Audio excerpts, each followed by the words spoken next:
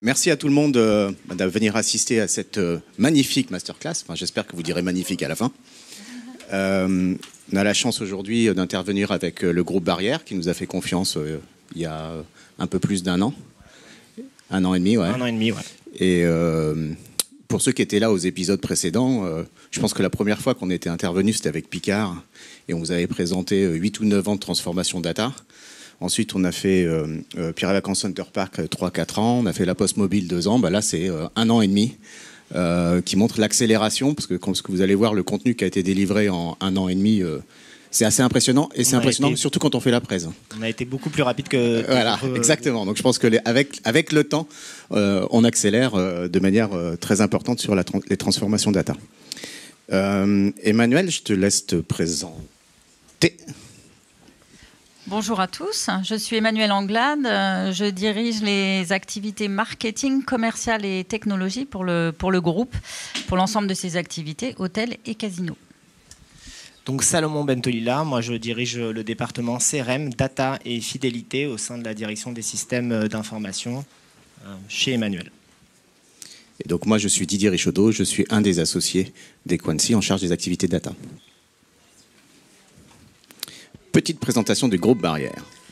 Alors, petite présentation du groupe. Le groupe, pour bien le présenter, c'est d'abord et avant tout une histoire de famille, une passion pour le loisir, l'entertainment, l'hospitalité qui se transmet de génération en génération. Le groupe a été créé en 1912 par François André, qui est l'inventeur du resort à la française, puisque c'est à Deauville qu'il a décidé de mettre dans un même lieu tout ce qu'il fallait pour divertir la riche clientèle de l'époque.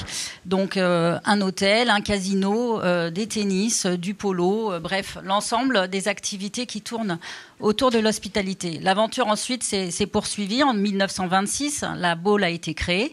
Puis ensuite, le groupe n'a cessé de se développer et d'innover autour de ce cœur de métier, notre ADN, qui est l'hospitalité et tous les loisirs qui l'entourent.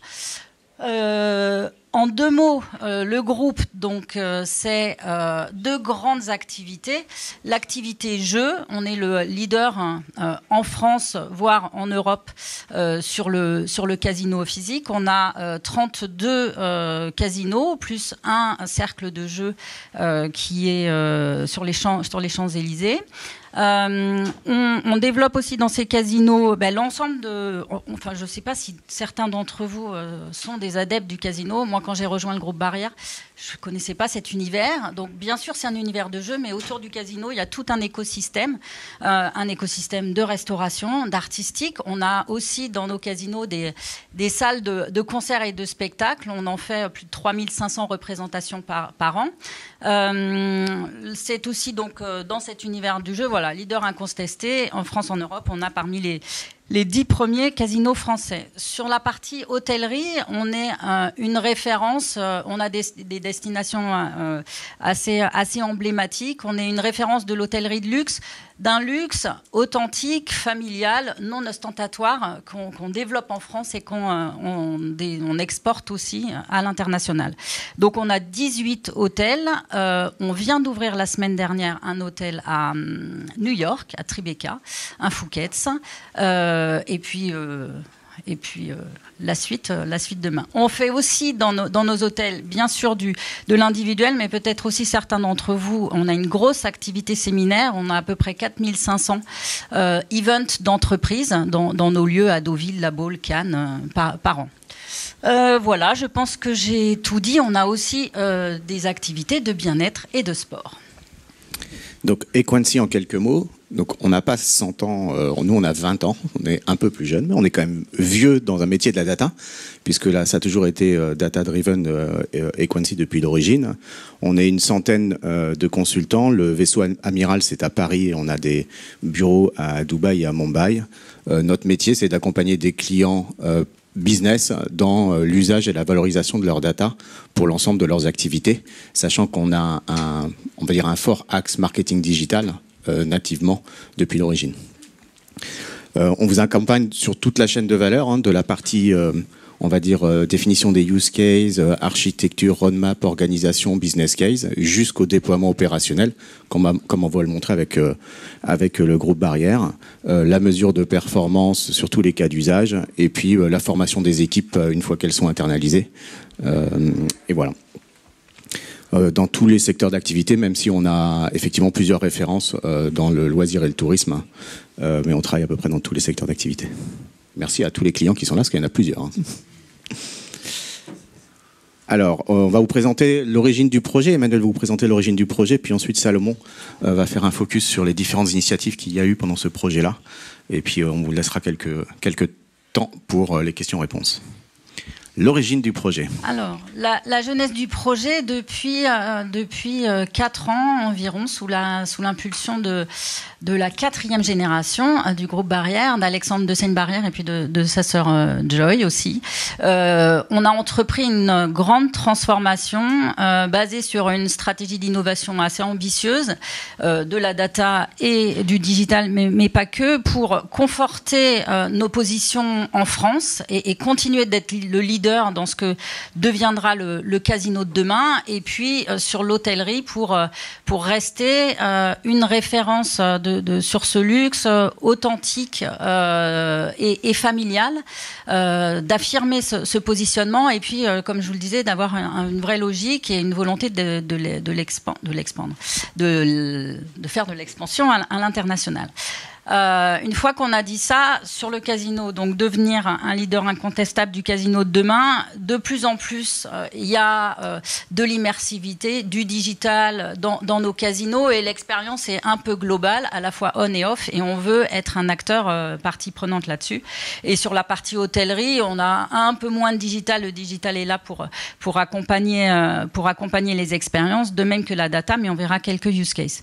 On a une conviction aussi, c'est que le digital comme la data n'ont de sens pour nous que s'ils nous permettent de concevoir des produits, des expériences qui enrichissent évidemment l'expérience de nos utilisateurs, mais dans notre industrie, qui est une industrie de luxe où l'essentiel de ce qui passe dans les émotions sont là aussi au travers des collaborateurs, le digital comme la data doivent nous permettre de développer des outils et d'amener à nos collaborateurs des outils, des insights qui leur permettront à la fois d'avoir plus de temps pour passer du temps avec nos clients, et aussi plus de connaissances sur eux pour magnifier et enrichir la relation qu'ils auront avec eux. Donc c'est les deux gros pans de ce qu'on travaille, aussi bien en digital qu'en data, qui est écrit ici, et que Salomon, je pense, va vous présenter derrière des use cases. La chose importante aussi dans notre démarche, c'est que on a systématiquement en tête une démarche à 2 vitesses, et c'est particulièrement vrai pour la data. On partait de loin, enfin pas de loin, c'est-à-dire que on n'avait pas complètement innové dans ces domaines, notamment à la DSI, à la data. Donc on avait des assets qui étaient assez vieillissants, et notre parti pris, ça a toujours été d'avoir un développement à 2 vitesses, au sens où d'être très vite capable d'apporter quelque chose à nos utilisateurs ou à nos clients sur les infrastructures existantes, donc qui n'étaient pas state of the art, et en parallèle de construire les socles data digitaux du futur qui nous permettront de faire encore plus de use case demain. Mais cette volonté d'avoir toujours 2 vitesses et d'être capable d'amener vite des choses à nos clients et à nos collaborateurs, c'est vraiment un parti pris dans toute notre démarche qui nous a toujours guidés. Alors, sur les piliers de la transformation data, donc on est reparti des 4 piliers classiques que vous connaissez tous sur les cycles de vie data. Donc collecter, analyser, personnaliser, piloter. Et du coup, on a essayé de se projeter sur la cible en se disant, sur chacun de ces piliers, quelle est la cible ? Et donc, à partir du moment où on se pose cette question et on arrive à le définir, ça nous donne automatiquement la feuille de route. Donc, sur la partie collecte, l'idée, évidemment, les données first party, c'est ce qui est le plus important aujourd'hui pour tous les groupes. Donc, l'idée, c'était évidemment de ne pas passer à côté de nos leads, et donc d'être capable de récupérer et d'embaser la majorité de nos propres clients sur l'ensemble des activités que l'on peut opérer. Donc ça, c'est vraiment la priorité. Donc évidemment, comme l'a dit Emmanuel, on a dû faire des choix. Donc on avait déjà une Customer Data Platform, on a décidé de la garder, mais de l'enrichir pour avoir la donnée de nos clients sur tous les canaux, de toutes les expériences et sur toutes les interactions et communications qu'on peut avoir avec eux et qu'eux peuvent avoir avec la marque. Ça, c'est pour le pilier Collect. Donc la cible, c'est celle-là. Sur la partie analyser et partager, là, on a deux objectifs finalement. La première, c'est de transformer finalement la data en valeur business. Donc là, ce qui est important, c'est de pouvoir faire en sorte de faciliter l'accès à la donnée, de faire en sorte que tous nos data analystes au sein du groupe soient en capacité de voir quelles sont les opportunités business qui peuvent émaner de la data. La deuxième chose, c'est évidemment de mettre à disposition des opérationnels soit ces insights, soit la connaissance que l'on peut avoir de nos clients ou de nos métiers. Donc là, pareil, la roadmap, elle doit répondre à ça. Et ce pilier, on doit dans la feuille de route, pour justement adresser ce pilier, se donner ça comme objectif. Sur la personnalisation, là, ce qu'on veut, c'est une activation CRM qui soit omnicanal et multicanal d'ailleurs. Et donc, pareil, on ne peut pas faire que du CRM, on ne peut pas faire que du digital. Il faut une cohérence entre les deux, il faut une cohérence sur tous les canaux. Et on sait que l'expérience, elle ne se fait pas que sur un canal. Donc, personnaliser, ça, une fois qu'on a analysé, qu'on a collecté, qu'on a pu construire et unifier cette connaissance à la fois de nos clients, mais aussi de nos opérations, on est capable d'avoir une personnalisation qui est cohérente. Et là, il faut être capable de l'orchestrer. Donc la cible aussi, c'est de pouvoir orchestrer cette personnalisation. Et pour le pilotage, là, on part de deux grands... Enfin, on a plusieurs axes de travail, mais le plus important, c'est d'être capable d'industrialiser notre production de report, d'être capable de pouvoir avoir une plateforme de DataVis et un socle qui soit suffisamment solide et robuste pour pouvoir justement produire des reports assez facilement. C'est une volonté aussi d'avoir un outil qui soit compréhensible par tous nos métiers, c'est-à-dire qu'on va démultiplier les reports. Donc il faut aussi une certaine ergonomie, une certaine compréhension de nos reports qui soit simple et qui soit intuitive pour tous nos collaborateurs. Et ensuite, c'est de travailler les reports sur plusieurs axes. À la fois un axe Customer Report, se dire il faut qu'on connaisse notre portefeuille client, mais aussi un axe Performance Business sur tous nos canaux de vente. Et derrière, aussi, permettre en fait aux opérationnels d'optimiser leur métier au quotidien. Donc des reports qui servent ces trois objectifs. Donc, alors le fil d'Ariane là-dedans, vraiment ce qu'on essaye quand même de faire pour que tous ces piliers soient aussi cohérents, c'est on se donne une idée de vitesse, comme l'a dit Emmanuel. Il faut qu'à chaque fois on réfléchisse à deux vitesses. Il faut qu'on soit capable de collecter plus vite, d'analyser plus vite, de personnaliser plus vite, mais aussi d'industrialiser le pilotage de notre performance.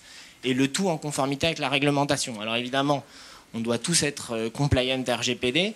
Mais nous, en plus, on est opérateur de maison de jeu, donc forcément, on a encore une réglementation un peu plus complexe que celle qu'on peut avoir dans d'autres métiers.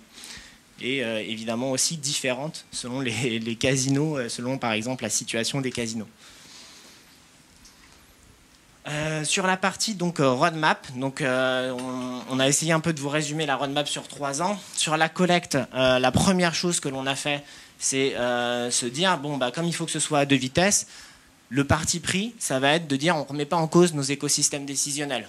On les a, ils existent, ils ne sont pas forcément en temps réel, des fois il y a quelques problèmes de qualité de données, mais au moins ils ont le mérite d'être là et nos data marts sont déjà générés. Donc on va se servir de ça finalement pour déployer notre premier socle de DataVis et nos reporting. Donc la première chose qu'on fait, c'est qu'on se dit, déjà on vérifie que tout est bien en conformité, donc on vérifie les règles de rétention de données, on vérifie que vraiment on est compliant à la fois avec la RGPD, avec la réglementation sur la régulation des maisons de jeu. Et une fois qu'on a ça, on doit à la fois du coup fiabiliser les data warehouse historiques parce que c'est eux qui vont nous servir pour les reporting et construire notre future plateforme data qui est le data lake. Donc ça c'est pour la partie collecte. Pour la partie analyse, là c'est pareil, on va essayer d'unifier la connaissance client, on va construire une première segmentation sur la base de nos customer data platform actuelles et après ensuite développer les modèles statistiques dès qu'on a le data lake qui est en place. Sur la partie personnalisation, là, on va essayer d'abord de créer des ponts entre nos activités en ligne et nos activités casino physiques.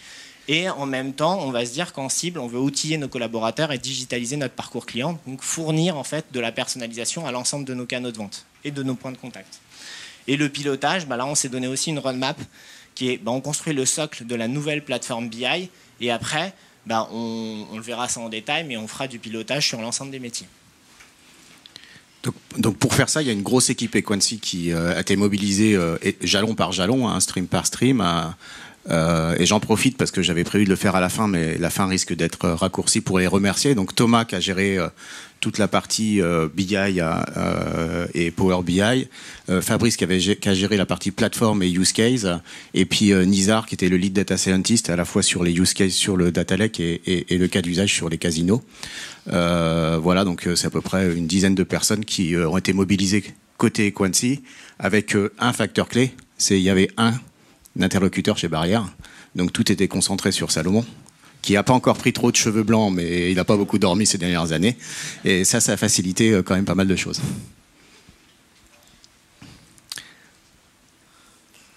Alors, le point de départ de la BI du groupe, c'était très simple. On avait plusieurs sources de données, donc des fois pas temps réel, donc avec un certain temps de retard sur des choses que l'on veut tout de suite mesurer. Des nombreux outils, parce qu'on avait plusieurs outils de BI, donc on avait du Qlik, on avait du SAP, donc voilà, donc il avait fallu en choisir un. Et également des reportings qui jusqu'alors étaient envoyés par mail, donc c'était pas des reportings interactifs et en plus forcément pas à jour. À la fin, un an après, on a un seul outil de DataVis dans le groupe, on a décommissionné tous les autres, on a 230 utilisateurs, je crois qu'on a plus d'une vingtaine de reports et des data analysts dans différents métiers qui sont capables justement de développer leurs propres rapports et que l'on a formés. Alors, pour faire très vite, là, ce qu'il faut retenir, c'est que sur la partie vraiment transformation BI, on a construit d'abord le socle technique, on a refondu les rapports, on a créé de nouveaux rapports pour obtenir aussi un effet waouh, notamment pour donner accès aux opérationnels sur leur téléphone mobile. On a décommissionné l'ensemble des anciens outils de DataVis justement pour pouvoir faire des économies. Et puis ensuite, on a commencé à internaliser des rapports qui étaient produits par nos prestataires externes. Donc là, on a repris la connaissance en interne. Et ensuite, on a uniformisé en fait tous ces reportings sur tous les métiers pour que des gens du casino soient capables de regarder les perfs de nos hôtels et l'inverse. Et donc là, la prochaine étape pour nous, c'est d'attaquer un peu tout ce qui va être reporting sur nos établissements à l'international, où on a des outils et des systèmes différents et où on doit tirer les bons flux pour justement pouvoir avoir des rapports qui marchent à l'international. Donc notez bien les dates, vous avez, ça va vite. Et ça c'était que la partie BI. Voilà. Donc sur la partie data, là on a choisi d'highlighter vraiment 3 sujets. Le premier, c'est protéger notre clientèle à valeur dans nos casinos. Tout simplement parce que, comme tous les acteurs de divertissement, on a connu une crise et du coup, il a fallu faire face à la baisse des entrées. Donc vraiment protéger cette clientèle. Ensuite, stimuler vraiment la demande de la clientèle high-end et premium sur l'hôtellerie. Et enfin, pour nos collaborateurs terrain, les aider à optimiser la performance de nos casinos sur la base évidemment de leur expérience terrain. Donc pour prendre le premier, protéger notre clientèle casino à valeur, pourquoi ? C'est simple, la première chose, c'est évidemment que l'on veut soutenir la fréquentation qui était en baisse à la sortie du Covid, à la sortie de la crise Covid. On a voulu également prévenir l'addiction des comportements à risque parce qu'on se positionne aussi comme un groupe responsable. Et on a voulu également aussi protéger notre business, faire en sorte que justement à la sortie de cette crise, nos clients à valeur, ils continuent de venir chez nous dans nos établissements. Donc pour faire ça, on a fait dans notre data lake, on a commencé à faire un modèle de prédiction dans lequel on prédit les nouveaux clients à potentiel, dans lequel on prédit les risques d'addiction. Ensuite, ce qu'on fait, c'est qu'on va justement les envoyer sur des applications mobiles, applications collaborateurs pour être capables de notifier dès qu'un client rentre nos opérationnels pour leur dire bon voilà, il y a un client, il y a potentiellement un client à risque d'addiction ou il y a un client à valeur qui vient de rentrer, et ensuite pouvoir avoir une relation personnalisée avec ce client. Donc tout ça, c'est opéré par le Data Lake. La première chose à laquelle on réfléchit avant de réfléchir au modèle, c'est comment est-ce qu'on va l'activer, évidemment.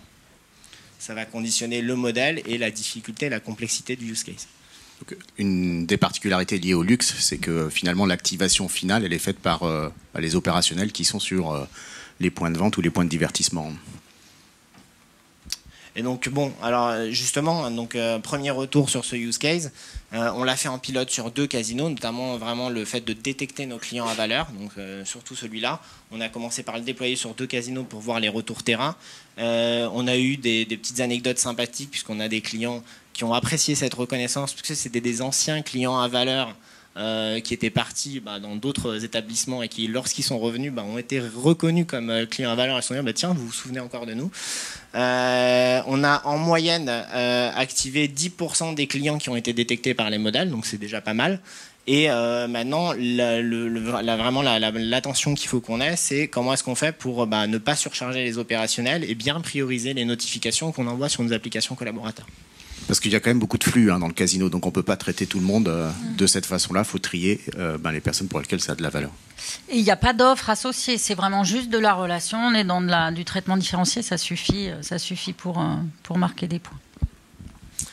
Sur la partie vraiment développer la clientèle high-end, donc pour l'hôtellerie, là on a eu une réflexion un petit peu différente. On a voulu faire, donc objectif évidemment, c'est recruter des clients à valeur, recruter des clients premium, et aussi pouvoir augmenter nos taux d'occupation et le panier moyen de nos clients. Donc là, l'idée, c'est pareil. Avec le Data Lake, cette fois, on a fait un modèle un peu différent, plutôt un modèle de clustering. On a segmenté en fait notre clientèle à valeur. Et une fois qu'on a segmenté notre clientèle à valeur, on a choisi un segment en particulier que l'on voulait activer en fonction d'une certaine période, puisque c'était la période par exemple estivale. On a envoyé ce segment on a voulu faire de l'activation média, donc on a commencé par Facebook, et donc on a fait de l'activation en lookalike sur ce segment-là dans Facebook avec 2 formats finalement d'offres différents. Et du Linkad ou de l'instant expérience sur Facebook. Et là, on a constaté quand même des retours assez intéressants. Donc là, vous avez quelques captures d'écran de l'activation qui a été faite en média. Et donc, on a constaté quand même des chiffres un peu sympathiques, puisqu'on a un return on ad spend qui a augmenté à peu près de 20% en 2 mois. Et le nombre de leads, on est encore en train de le mesurer, mais on voit déjà qu'il y a une grande augmentation du nombre de leads. Ce qui est important, et l'expérience que l'on a avec les autres clients, c'est qu'il y a le coup d'essai, où on a quasiment tout le temps des bonnes performances, mais ce que l'on apprend au coup d'essai permet au coup d'après d'être bien plus performant que la première fois. Donc c'est des bonnes perspectives pour vous. Et enfin, donc 3e use case, donc optimiser la performance de nos casinos. Donc là, sur nos établissements, on en a 26 en France. Donc sur ces 26-là, on a des opérationnels qui ont une forte expertise terrain, donc plus de 25 ans d'expérience pour certains. Donc là, l'idée, c'était de se baser un peu sur leur expertise pour les aider à automatiser à la fois leurs analyses et aussi les recommandations que l'on peut faire. Donc l'idée, c'était vraiment de confirmer et infirmer les bonnes pratiques, d'uniformiser l'analyse sur l'ensemble de nos établissements et d'outiller nos opérationnels avec des outils d'aide à la décision. Donc sur ça, ce qu'on a fait, c'est, alors pour l'instant, on est loin d'avoir fini. Je pense que c'est quelque chose qu'on peut faire quasiment à plein temps. Donc là, on a fait une analyse exploratoire sur des casinos pilotes. On a mis en place les référentiels de données machines, référentiels de données emplacement. On a commencé à travailler sur des modélisations qui nous permettent à la fin d'obtenir des recommandations d'optimisation. C'est un modèle qu'on continue d'éprouver avec le terrain. Et l'idée, c'est de fournir ces recommandations sur nos systèmes de reporting et nos systèmes de data vise avec des reportings d'analyse vraiment chirurgicaux et des heatmaps pour justement permettre aux opérationnels, puisqu'on a les mêmes problématiques que dans le retail, c'est quels sont les meilleurs emplacements de machines, est-ce que la position d'une machine dans un banc, ça va jouer sur la performance, comment ça va jouer. Donc voilà, c'est de leur permettre d'avoir quelque chose qui les aide à prendre des décisions. Un des challenges sur ça, c'est que c'est des données qui étaient peu exploitées, donc peu structurées, donc peu accessibles. Et donc il y a recollecter, normaliser avant de pouvoir faire ça, c'est un travail cette analyse-là, sachant que y a le pari aussi. Hein, vous pensiez, et puis la littérature disait qu'il y avait des choses à gagner, mais il y avait quand même un inconnu. Est-ce qu'on arrive à trouver des enseignements dans ces milliards de comportements différents, dans ce mix de machines qui varient, et dans des casinos qui potentiellement n'ont rien à voir les uns avec les autres, hein. Oui, mais ce que ça fait aussi, ça permet de faire du partage de bonnes pratiques entre tous ces gens qui sont sur leur casino, qui optimisent ça au gré de leur expérience, et mettre un peu de data derrière, ça leur a permis aussi de partager leurs meilleures pratiques les uns avec les autres. Donc à la suite de ces analyses, de l'analyse exploratoire, on a déjà pu détecter des améliorations à tester sur certains de nos casinos pilotes. On a uniformisé les axes d'analyse et on a surtout créé et finalement animé aussi une communauté d'experts qui jusqu'à présent était quand même assez isolée, puisque chacun avait ses bonnes pratiques dans son établissement et ce n'était pas forcément partagé sur le réseau. Là, on les a validés ensemble et on a commencé à les partager. Donc ça, c'est plutôt pas mal. Voilà, ça c'est le début d'une histoire, cette partie-là. Ouais. Si on retient quelques clés de réussite sur ce projet, et je pense que je vais commencer par une clé qui n'est pas notée là, parce que j'y ai réfléchi cette nuit, je pense que une des clés, c'était un pilote dans l'avion chez Barrière et un prestataire en face. Vous auriez pu découper, dire la partie BI c'est le prestataire X, la partie X c'était un autre prestataire, et c'est Emmanuel qui a d'ailleurs eu l'idée de dire non, concentrons, parce que c'est beaucoup d'énergie à piloter différents prestataires, et le fait d'avoir tout sur Salomon et d'avoir le lien direct entre Salomon et moi, je pense que c'est une des clés de réussite de ce projet-là. Ensuite, comme tout projet data, un projet data c'est pas un projet data, ou en tout cas c'est pas un projet que de data, et donc il est extrêmement important, notamment en amont, de bien réfléchir à ce qu'on va en faire et quel levier business on va activer. Donc la collaboration entre les équipes data, IT et métier, et je mettrais même le métier au premier plutôt que le reste, hein, est fondamental, et de bout en bout, pas juste au début ou pas juste à la fin.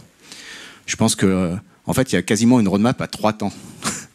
Parce que effectivement on a démarré la partie BI sur, on va dire, les infrastructures qui existaient pour pouvoir délivrer vite, mais aussi sur la partie Data Lake, on a construit la plateforme et en parallèle, on a développé les use cases pour ne pas attendre d'avoir la plateforme et avoir un effet tunnel en se disant, et avec ça, on a gagné 3 ou 4 mois, je pense. Voilà, et puis l'avantage de la data, c'est que ça peut être rapidement visible. Donc la data vis, c'est top parce que ça fait un effet waouh, et en général ça permet d'embarquer pas mal de monde. Il suffit que le premier qui sort se vante auprès de ses collègues lors d'une réunion en disant regarde ce que j'ai, machin, etc. Tout le monde le veut. Ça a été le cas chez nous. Ça c'est toujours le cas, et il faut vraiment jouer là-dessus avec le challenge de dire oh là, comment je fais pour pas tout prendre le tsunami derrière. Voilà, ça c'est le premier sujet. Et après sur les cas d'usage data, moi, j'en ai jamais vu qui n'ont pas fonctionné. Quand on est sur des grosses marques avec des gros volumes, les leviers business sont très importants, et c'est assez rapide. C'est assez rapide, moi, à l'échelle de moi quand même, hein, de montrer un ROI, de montrer un volume, de montrer une efficacité opérationnelle. Et ça, c'est la preuve tangible qui va faire accélérer le reste. Voilà. Donc voilà. Après, je pense qu'un de vos challenges, c'est la suite, parce que maintenant que vous avez démontré que ça fonctionnait, il va y avoir de plus en plus de demandes. Le socle, il existe, donc ça va faciliter les choses. Mais il va falloir animer cette dynamique et continuer les promesses. Et les cas d'usage, ils sont jamais terminés, en fait, hein. Ils s'optimisent. Celui sur le casino, je pense qu'il y en a pour des années, c'est un truc de fond, c'est le cœur du moteur du casino. Sur les autres, ça s'optimise, et il y a des nouveaux tests à faire sur des nouvelles périodes, sur des nouvelles cibles. Donc il y aura les existants sur lesquels on les nourrit, on les fait évoluer pour améliorer la performance et contribuer plus au business, et les nouveaux qui vont venir se greffer au fur et à mesure. Non, rien de plus à dire, hein. Et je pense que ces trois éléments-là sont importants, et c'est vrai que pour nous, la suite, de continuer avec cette volonté de faire en petits pas, de délivrer des choses, de garder une équipe sur la data encore plus qu'ailleurs. Je pense que c'est absolument essentiel qu'il y ait un pilote et de fait Salomon qui ait les deux facettes, qui comprenne le business et qui soit très, très tech et qui anime l'ensemble des équipes, et donc garder cette gouvernance-là avec... il a quand même un partenaire de l'autre côté aussi, côté métier, mais garder cette gouvernance, c'est absolument clé pour nous, garder ce rythme, cette gouvernance, cette volonté d'apporter toujours des preuves concrètes, ça va être la clé de notre succès futur, et en tout cas, c'est notre feuille de route pour demain. Donc voilà, moi en conclusion, je dirais merci au groupe Barrière de nous avoir fait confiance et merci aux équipes Equancy d'avoir mis toute l'énergie nécessaire pour arriver à délivrer tout ce qui a été délivré. Je ne sais pas si vous vous rendez compte, mais moi je le vois à travers mes clients. En si peu de temps, avoir réussi à délivrer tout ça, c'est un bel exploit. De part et d'autre, hein, je dis pas... voilà. Bravo aux équipes, c'est vrai, je les vois au bout là-bas. Donc bravo aux équipes Equancy, effectivement aussi. Est-ce que vous avez des questions? Romain. Sur l'organisation interne, parce qu'on a vu beaucoup l'organisation externe avec Equancy, en interne, est-ce que vous avez un miroir ou est-ce qu'aujourd'hui vous avez décidé de tout externaliser avant peut-être de sourcer ces compétences? Et la deuxième question, c'est en termes de réglementation et compliance, est-ce que vous avez aussi une équipe juridique qui vous accompagne ou un DPO ou comment ça fonctionne en fait? Alors, je vais répondre à la première, si tu veux répondre à la deuxième. Non, mais on a un DPO, point, et voilà, qui nous accompagne.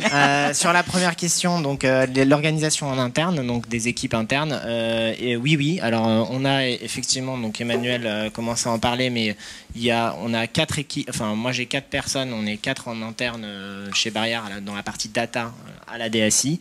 On a 3 personnes côté business. Donc ça fait une équipe de 7 personnes business et IT. On travaille vraiment ensemble sur nos sujets comme une seule et même équipe projet sur l'ensemble de nos sujets data. Et oui, on se renforce après avec des partenaires techniques, donc beaucoup avec de la régie aussi chez Equancy. On fonctionne un peu en forfait et beaucoup en régie et avec un pilotage finalement des ressources en interne. Et on a un copil data régulièrement. On a une gouvernance data pour piloter ça voilà, la petite équipe et puis qui rendent des comptes aux sponsors on fait tous les 15 jours et un gros copil tous les mois. Et sur la partie juridique, effectivement, on a une DPO en interne et on travaille sur tous les sujets data. On travaille vraiment en amont avec la DPO. Elle fait partie aussi des équipes projet.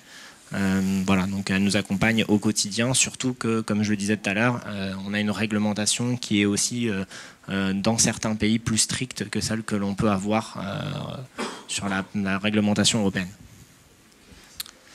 Une autre question? Oui. Sur la partie collecte des données, parce que là je vous ai vu plusieurs sources qui alimentent Data Lake. Du coup, le choix que vous avez fait, c'est que vous avez développé vous-même tous les connecteurs ou vous avez choisi un intégrateur sur le marché? Non, on a choisi de faire notre... Peut-être tu pourrais juste répéter la question. Alors oui, tout à fait, tu as raison. Donc au niveau des choix techniques et technologiques que l'on a fait pour construire la plateforme data, on est parti sur de construire notre plateforme data en interne. On l'a faite sur GCP. Pour plein de raisons. Alors évidemment une plateforme data sur Google Cloud Platform. Donc voilà, on l'a faite avec nos propres collecteurs d'ingestion.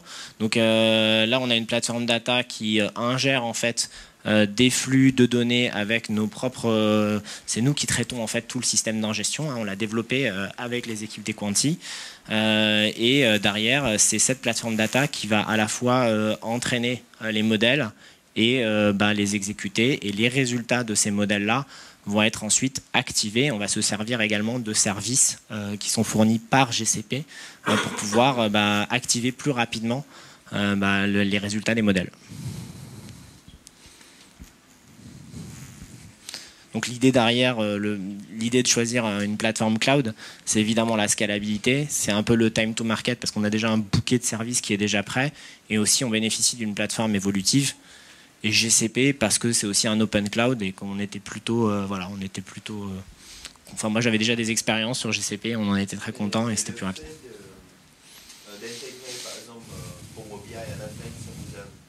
Alors on a choisi d'intégrer Power BI avant de choisir la plateforme data sur Donc la question sur a GCP. été autour de compatibilité Google Power BI au final, qui est Oui. une question qui revient Souvent. notamment cette semaine. Bah, de toute façon, c'est évident qu'à partir du moment où on a Data Lake sur GCP, que les données sont ingérées chez Google et qu'on construit nos data marts chez Google ou nos nouveaux data marts chez Google, effectivement, à partir du moment où on a une plateforme qui est Power BI chez Azure, on va avoir des coûts de sortie des données de Google vers Azure. Maintenant, pour l'instant, ils sont minimes. Même si on a beaucoup de reporting, les taux de rafraîchissement de ces reports c'est pas toutes les heures ni toutes les minutes. Donc nous, avec notre business, on a mesuré et ces coûts-là restent quand même viables. Voilà. Mais effectivement, c'est des questions qu'il faut se poser. Moi, j'ai une question toute bête parce que je connais très mal le milieu du casino, mais comment vous arrivez à adapter la donnée d'un client qui joue à une machine à sous? Ben, en fait, tout est T'es pas très électronique. cliente fidèle. T'es pas très cliente fidèle. La machine. D'accord. Alors, je sais plus depuis quand il n'y a plus de pièces dans les machines, mais il n'y a plus de pièces dans les machines. Tout est électronique. Il y a des compteurs qui remontent tout. Mais il y a et des donc, billets, on a toute la Il y a des data. billets quand même. Tu peux mettre des billets. Mais tu peux mettre des billets de 500 euros si tu veux. Tu peux mettre des billets. Mais il n'y a plus de pièces et tout est électronique. Donc Non, mais toute aujourd'hui, data justement, remonte. c'est parce que c'est un métier qui est très régulé, donc tout est tracé. Donc justement, du coup, s'il y a bien un métier pour le coup dans lequel on a une manne de données énorme, c'est bien celui-là. Ouais, il y a de quoi s'amuser. Merci à vous. Et puis s'il y a des questions après la séance, on va rester un petit peu. Merci beaucoup. Merci.